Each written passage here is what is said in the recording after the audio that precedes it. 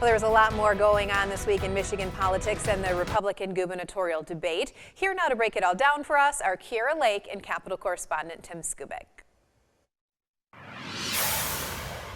Tim, thank you so much for joining us as always. But the topic we want to start off by talking about is that Roe versus Wade controversy. We're even seeing it with our governor. She actually mentioned about Supreme Court justices. What did she have to say about them specifically? Yeah, thanks, Ms. Lake, for the question, because it's a good one. We had a sit down with the governor earlier in the week, and I've been covering this Gretchen Whitmer for 15 years, first in the House, the Senate, now as governor.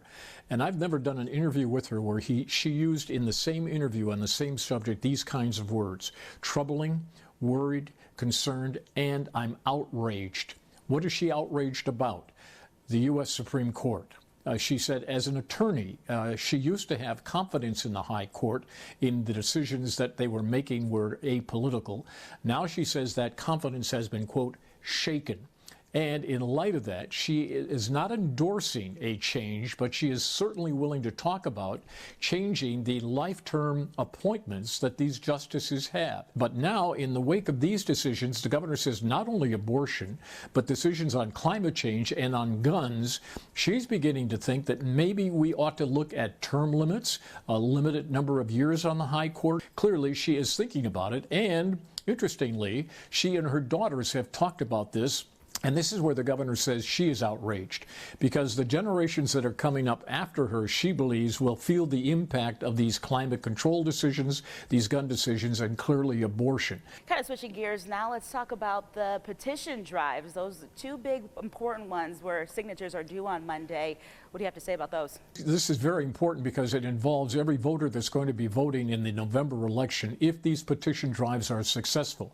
Let's just basically unpack what they are. One is to legalize abortion in Michigan in direct response to what the Supreme Court did on this issue, giving it to the states, not banning abortions per se, but giving the states the right to either do that or embrace them.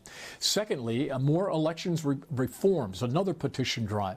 This one would allow voting over 7 days. It would also allow local clerks to start counting absentee ballots, not 10 hours before the polls close, but 7 days.